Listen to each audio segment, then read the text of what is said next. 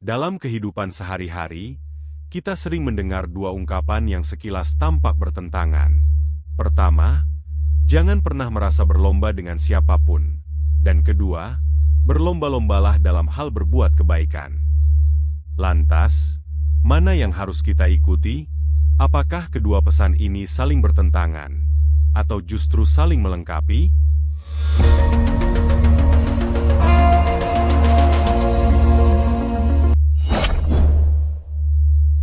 Selamat datang di podcast Bebas Merdeka, tempat kita ngomongin hal-hal yang sering kita dengar, tapi jarang kita pikirin sampai tuntas. Jika ditelaah lebih dalam, keduanya bukanlah kontradiksi, melainkan pesan yang saling melengkapi. Ungkapan pertama, jangan pernah merasa berlomba dengan siapapun, lahir dari kesadaran psikologis bahwa hidup tidak perlu diukur dengan standar orang lain. Setiap manusia memiliki jalan, ritme, dan takdirnya sendiri. Bila kita terus-menerus membandingkan diri dengan orang lain, yang muncul hanyalah iri hati, stres, dan perasaan tidak pernah cukup. Itulah sebabnya ungkapan ini sesungguhnya mengajarkan mental higiene, menjaga kesehatan batin agar tidak terjebak dalam racun perbandingan sosial yang toksik. Sebaliknya, ungkapan kedua, berlomba-lombalah dalam hal berbuat kebaikan, berangkat dari pesan moral sekaligus religius.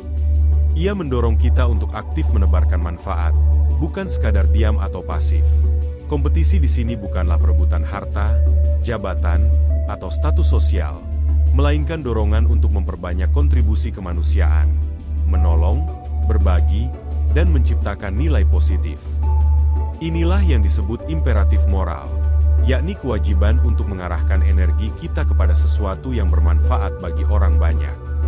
Jika dicermati, keduanya berbicara tentang orientasi tujuan. Yang pertama mengingatkan agar kita tidak menempatkan manusia lain sebagai lawan tanding dalam urusan duniawi. Sementara yang kedua mengajarkan agar kebaikan dijadikan arena kompetisi yang positif. Dengan kata lain, pesan pertama menenangkan batin kita, sedangkan pesan kedua menyalakan semangat sosial kita. Dari perspektif psikologi dan neuroscience, pesan ini sepenuhnya selaras. Membandingkan diri dengan orang lain memicu kortisol, hormon stres yang melelahkan mental.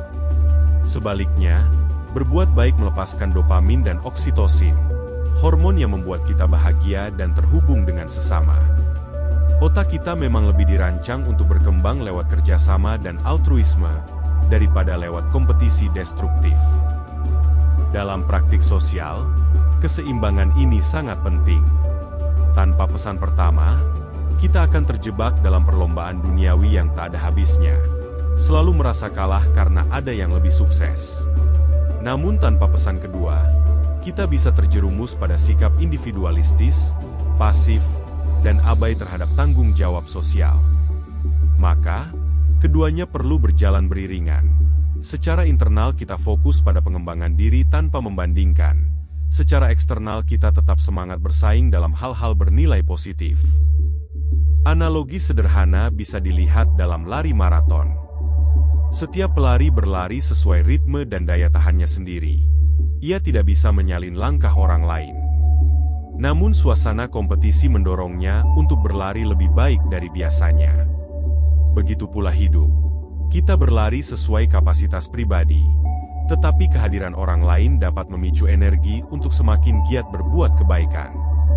Implikasi praktisnya bisa terlihat dalam pendidikan, keluarga, hingga masyarakat. Anak tidak perlu dibandingkan dengan temannya dalam hal nilai, tetapi bisa didorong untuk berlomba siapa yang paling rajin membantu atau paling jujur.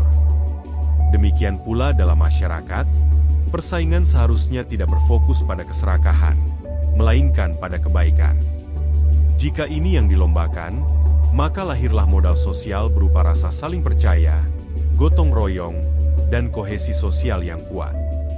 Dengan demikian, kedua ungkapan ini sesungguhnya membentuk satu kesatuan kebijaksanaan hidup. Jangan habiskan energi untuk berlomba dalam hal duniawi yang penuh ilusi, tetapi gunakan energi itu untuk berlomba dalam kebaikan yang nyata. Kita tidak sedang bersaing untuk menjatuhkan, melainkan saling menginspirasi, memotivasi, dan memperkuat kualitas kemanusiaan kita. Pada akhirnya, kita tidak perlu memilih salah satu di antara keduanya. Justru keduanya harus dipadukan. Tidak perlu merasa berlomba dengan siapapun, agar hati tetap tenang. Tetapi berlomba-lombalah dalam kebaikan, agar hidup tetap bermakna. Inilah sintesis yang menyeimbangkan kedamaian batin dengan kontribusi sosial, sehingga hidup kita tidak hanya damai dijalani, tetapi juga bernilai ditinggalkan. Oke, itu dulu obrolan kita hari ini. Terima kasih sudah mendengarkan sampai habis. Semoga episode ini bikin kamu lebih lega, lebih paham, dan lebih baik bersikap, baik ke orang lain, maupun ke diri sendiri. Sampai jumpa di episode berikutnya.